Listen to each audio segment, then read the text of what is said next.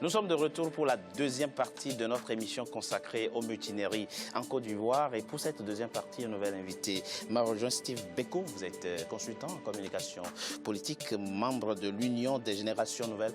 Merci, M. Beko, d'avoir accepté notre invitation. C'est moi qui vous remercie. Brice Nzamba est resté avec moi, de même que M. Diaby Kader. Merci à vous également. Tout a commencé en janvier 2017, lorsque des mutineries éclatent dans plusieurs villes du pays. Très vite, le gouvernement prend des mesures pour juguler la crise. Seulement voilà, pendant qu'un groupe d'ex-mutins demande pardon au président de la République ce vendredi 12 mai à Bouaké et renoncer aux revendications, c'est toute une série de mutineries qui s'emparent du pays. Alors, quel regard porter sur la gestion que fait le gouvernement ivoirien des mutineries en Côte d'Ivoire? Sibeko, le gouvernement ivoirien doit-il aujourd'hui débourser 7 millions de francs CFA par mutin?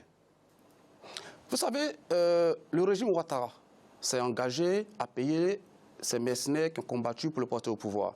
Je pense que lors de la récente mutinerie de janvier 2017, M. Ouattara lui-même, dans une intervention télévisée, a dit qu'il s'engageait à faire face à toutes les revendications des mutins, des revendications d'ordre financier, mais aussi corporatistes. Donc, dès lors que celui qui est censé être le chef de la nation et le chef de l'armée s'engage, il est important qu'il respecte sa parole. Ce qui est dommage, c'est le fait que le contribuable doive assumer de payer des gens qui ont combattu pour installer un individu. En gros, il faut satisfaire les revendications pécuniaires dans leur intégralité. Dès lors que le chef de l'État s'est engagé, il faut... Dès lors qu'il s'est engagé, il faut effectivement payer. Monsieur Kader. Mais vous savez, je découvre Steve, hein, c'est la première fois là qu'on débat, mais je trouve regrettable pour quelqu'un qui est membre qui serait quand même membre de l'Union Génération Nouvelle, de ne pas aller de l'avant. De ne pas aller de l'avant. Vous savez, on a une armée qui est recomposée. Et accuser des membres de cette armée de mercenaires, je trouve que ce n'est pas faire preuve d'avancée intellectuelle et d'avancée pour une stabilité et pour une Côte d'Ivoire nouvelle. Ça, c'est cela dit. Mais je pense que le président de la République... Qu'est-ce que vous contestez dans ce propos? Déjà, la forme, j'ai parlé du mot mercenaire. On a une armée qui est républicaine, on ne peut pas retourner encore avec les mêmes langages de crise qui nous ont apporté aujourd'hui, qui ont créé du désarroi dans nos familles aujourd'hui, et puis utiliser ces mêmes mots qui vont faire revenir. Cela dit, pour répondre précisément à votre question, le président de la République... la gestion qu'on doit faire aujourd'hui des mutineries dans votre pays. Le président de la République, de ce que je sais, a pris l'engagement de payer par tous les mois 1 million à chaque mutin. Cet engagement a été pris, sauf que, vous l'avez signalé en introduction, au mois de mai, leurs porte-parole sont venus demander à ce que ces 7 millions qui restaient, ils renoncent à cela. Ça s'est passé le vendredi dernier. Ça s'est passé le vendredi dernier. Et à la grande surprise, on voit que la base n'était pas informée et qu'il y a des revendications. Ça montre un dysfonctionnement dans l'armée, une certaine indiscipline qu'il faut corriger. Et il revient à la hiérarchie militaire de prendre la mesure et de sanctionner là où il faudrait sanctionner. Mais l'engagement pris par le président de la République, je crois savoir qu'il y a déjà eu 5 millions sur les 12 millions qui ont été versés. Il faut aller au bout de l'engagement pris pour que les militaires sont des citoyens, sont des fonctionnaires comme nous autres, comme d'autres personnes, comme tout le monde. Il y a des revendications qui ont été portées auprès du président de la République. Le président a pris des engagements. Il faut que ces engagements soient tenus. Qui a été effectivement prise en janvier, très rapidement avant de venir à vous, 2016, doit-elle aller jusqu'à faire une sorte de... Je ne parlais pas de purification, mais doit-on, quand je dis certains éléments de votre armée aujourd'hui, est-ce qu'il y a pas aujourd'hui besoin de se séparer de certains éléments de votre armée? Il y a surtout besoin de faire en sorte que l'armée soit la plus républicaine possible. Et que consiste concrètement à faire quoi? Ça peut aller vers de la formation, ça peut aller vers des sanctions, s'il le faut, vers de la démobilisation, pourquoi pas. Mais je pense que ce type de décision, il revient à la hiérarchie militaire de prendre la mesure de la situation et d'apporter les réponses qui valent bien. Vous savez, monsieur, si vous permettez, je souhaite répondre rapidement à M. Diaby, l'ancien représentant du RDA à Lille, pour dire quoi? Pour dire qu'on ne peut pas résoudre un problème si on ne remonte pas à la genèse de la crise. Oui, mais les premières mutineries, ce que je tiens à préciser. Non, il ne s'agit pas de réécrire l'histoire. Il s'agit de situer les faits dans leur contexte. Quand on fait croire que ceux qui se mutinent aujourd'hui appartiennent à l'armée, il faut expliquer comment est-ce qu'ils intègrent l'armée. Ce sont des mercenaires que l'on a recrutés ici et là pour faire tomber un régime, pour porter M. Ouattara au pouvoir. C'est des Ivoiriens ou pas? Et aujourd'hui, Non, M. Monsieur Ouattara... Beko. Non, je ne parle même pas de leur nationalité. On me dira... Moi, c'est même pas ça mon problème. Je pensais que ce sont des monsieur, mercenaires ivoiriens. dans aucun pays au monde, on ne paye des militaires, ils ne prennent en otage un pouvoir parce qu'ils ont défendu leur pays. Ça n'existe pas. Et aujourd'hui, M. Ouattara, vous parlez de la gestion.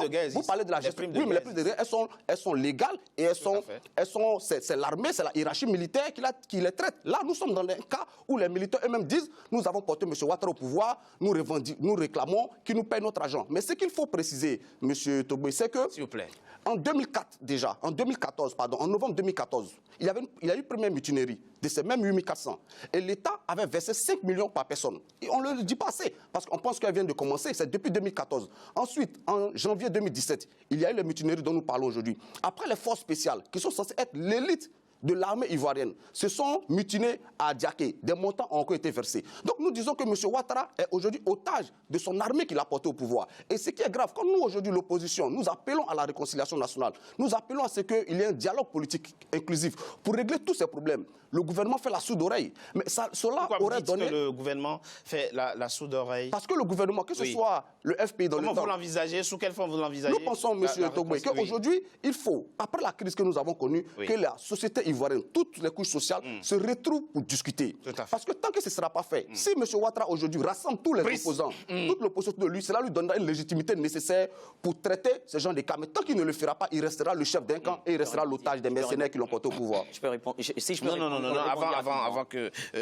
Brice, non. Est-ce qu'on peut dire aujourd'hui, on voit une armée fracturée, divisée en plusieurs composantes. Il y a les pro-Gbagbo qui ne sont mêlés à aucun des camps. Il y a ceux qui veulent en découdre avec les mutins et qui considèrent qu'ils n'ont pas à faire ce genre de revendications. Est-ce que finalement, cette armée est le reflet de la société ivoirienne aujourd'hui? Oui, mais parfaitement. C'est-à-dire que nous sommes là en train de voir en germe, et d'ailleurs même plus qu'en germe, à une étape assez développée, de ce que, en fait, du problème ivoirien aujourd'hui. C'est-à-dire que on a en fait une armée qui a du mal à devenir encore républicaine et qui, par manque de formation et par sa genèse, comment est-ce qu'elle a été récomposée, et qui est en fait le reflet des contradictions sociologiques et politiques de la Côte d'Ivoire. C'est-à-dire que vous avez ceux qui estiment que ce sont eux qui ont défendu la légitimité du président Ouattara et qui ont imposé sa reconnaissance et qui ont donc droit à certains privilèges.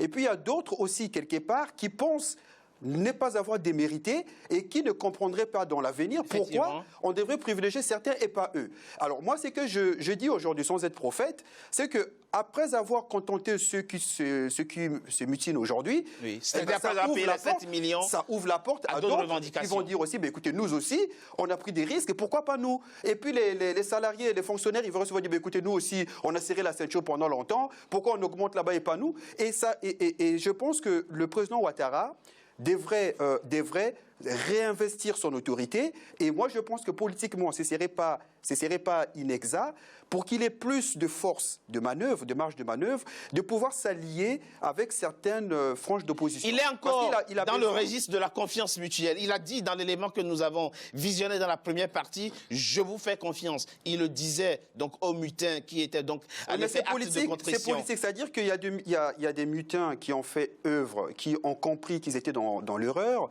et qui donc le vendredi sont passés pour dire qu'en fait, on n'est plus pour avoir les 7 millions restants.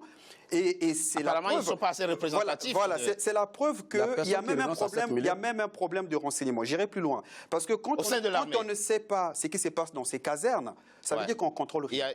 Voilà, c'est la vérité. Donc aujourd'hui, moi je pense aux institutions ivoiriennes. Je pense au président Ouattara qui aujourd'hui incarne ces institutions. Et je pense qu'il devrait réinvestir son autorité et avoir plus de marge. Parce que la vérité, c'est qu'il n'a pas beaucoup de marge de manœuvre. C'est pour cela qu'il est pris en otage. Il lui faut une base plus élargie qui lui permettra d'avoir plus de marge de manœuvre pour espérer isoler ceux qui s'agitent. Parce que dans l'armée, il y a plusieurs. On peut envoyer des militaires faire de l'agriculture. Et je ne comprends pas pourquoi dans les pays africains, l'armée, c'est que dans des casernes pour attendre de faire le coup de fusil. L'armée, il y a plusieurs. Absolument. Il y a le génie civil, il y a le génie militaire. Voilà, très rapidement. Très rapidement. Je viens à vous tout de suite. Je suis entièrement d'accord avec ce que mais très rapidement, avocat. Il faut aujourd'hui que M. Ouattara comprenne qu'il ne pourra pas tout seul dans un régime dictatorial comme il le souhaite présentement, arriver à régler les problèmes que nous rencontrons aujourd'hui. Il faut que toute la nation ivoirienne, il faut que toutes les composantes... Vous pensez que ce n'est pas le cas aujourd'hui? Non, monsieur, il nous faut aller à un véritable dialogue. Avec, non, pas seulement un dialogue entre les politiques, mais un dialogue entre toutes les couches de la société. Vous savez, monsieur Ouattara, aujourd'hui, on lui met un fusil sur la tempe, il paye. On lui met un fusil sur la tempe. Et aujourd'hui, ces mutins sont devenus, excusez-moi, les enfants, vous pensez? Ils sont devenus les enfants chéris du enfants pouvoir. gâtés de la République. Pendant que les fonctionnaires quand les fonctionnaires rentrent en grève, on les menace de radiation. Quand les étudiants rentrent en grève, on envoie l'armée les mater. Je rappelle qu'il y a quelques mois de cela, on a maté des paysans qui marchaient dans les rues d'Abidjan pour protester. Donc, quand on mate certains et qu'on chérit d'autres, malgré le fait qu'il y ait des morts, quand on pille des entreprises, monsieur, comprenez qu'aujourd'hui, moi je parle, on n'en parle pas assez, mais les entrepreneurs ivoiriens, les jeunes entrepreneurs ivoiriens, est-ce que vous savez combien cela a coûté ces jours où la Côte d'Ivoire n'a pas fonctionné? Ces 3 jours, effectivement, où il y a eu des mutineries en Côte d'Ivoire, c'est un manque à gagner important pour les entreprises de votre pays. Monsieur Kader, le moins qu'on puisse dire, s'il vous plaît, c'est que la hiérarchie militaire n'a pas la maîtrise des effectifs. Je trouve regrettable, regrettable ce que j'entends. Vous savez, notre armée, il est important. On est dans une situation notre armée, on prend souvent le temps d'oublier ce qui s'est passé. On a eu des coups d'État militaires en 99. L'armée, suite à des questions de primes également, hein, donc vous pouvez remonter à cela. En 2002, il y a eu encore une nouvelle rébellion. En 2004, il y a eu encore des faits militaires, etc. Vous voyez, on a aujourd'hui... Et puis, sans oublier que entre 2000 et 2010, il y a eu beaucoup de mercenaires qui sont rentrés dans l'armée sous Laurent Gbagbo ou autres. Je pense qu'il est important que tous ces éléments-là soit réunifié correctement. Et que le discours que je tiens aujourd'hui, qui dit que notre armée doit être disciplinée, ce discours, il est valable. Aussi bien pour ceux qui sont... Quand vous dites votre armée doit être disciplinée, elle doit être formée, elle doit... Qu'est-ce qu'il faut faire? Maître Brice a tenu... Il faut sanctionner? Doit-on mater? C'est ce que j'ai... Aller jusqu'où on peut aller quand il le faut. Mais cela se fait sur la base des règles de la hiérarchie militaire. Je ne suis pas militaire. Ce n'est pas sur ce plateau de télé que nous allons dire que les militaires doivent être matés. Il y a une hiérarchie. Le gouvernement avait promis mater avant de céder. Et c'est cette hiérarchie qui doit prendre ses responsabilités. Nous en convenons. Il faut trouver des motifs, en tout cas, trouver le moyen d'occuper l'armée, etc. Il faut tenir les engagements. Et puis, il faut redonner de l'espoir. Moi, quand je vois aujourd'hui, après une mutinerie qui a commencé le lundi et qu'aujourd'hui, hier, les banques avaient fermé. Hier, les banques avaient fermé. La BAD n'a pas ouverte. Aujourd'hui, je vois que toutes ces organisations, toutes ces institutions internationales appellent aujourd'hui à ouvrir et appellent leur personnel à retourner travailler. Je prends espoir. Hier encore, j'étais à HEC où le vice-président de la République de Côte d'Ivoire tenait des engagements, parlait des défis de l'Afrique. Aujourd'hui, nos défis sont multiples. Il y a le défi sécuritaire. Vous avez raison. Écoutez-moi, s'il vous plaît. Il y a tout le défi lié aux attentats terroristes qu'on n'aborde pas. Il n'est pas de l'intérêt de M. Steve Beko et de moi-même et de toute la population ivoirienne que la Côte d'Ivoire soit déstabilisée. Nous devons trouver des raisons objectives, des méthodes objectives pour qu'ensemble, sans utiliser des mots belliqueux tels que mercenaires, vous avez raison. En essayant de se projeter sur le futur, vous avez raison que de la ce Côte point de vue. d'Ivoire se retrouve avec la stabilité et retrouve avec la paix. Vous avez dit quelque chose, vous avez posé une question qui pour moi est pertinente, qui était de savoir est-ce que l'État devait sévir contre ces mutins. Parce que cela fait des années que nous les subissons. Que la population les subit. Je rappelle des années, moi je pense que vous avez entendu les s'il vous plaît, vous pouvez me permettre de finir. Je rappelle que dès le début de la mutinerie, le même jour, l'État, à travers une intervention télévisée, a promis mater. Le chef d'état-major de l'armée, M. Sekou, il a promis que tous les mutins qui ne déposeraient pas les armes et qui ne retourneraient pas en caserne seraient matés.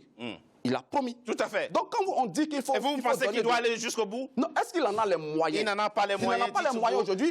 Aujourd'hui, ce que je dis, c'est que ceux qui dirigent l'armée de Côte d'Ivoire, aujourd'hui, ce sont les mutins. Quand le chef d'état-major parle et que sa parole n'est pas fiable, quand le chef de l'État lui-même parle et que la parole n'est pas fiable, alors le pays est livré à des armées mexicaines. C'est ce que nous constatons aujourd'hui. Merci à vous d'avoir participé à cette deuxième partie. Mesdames et messieurs, nous marquons une courte pause. On se retrouve dans quelques instants pour la troisième et dernière partie de notre émission.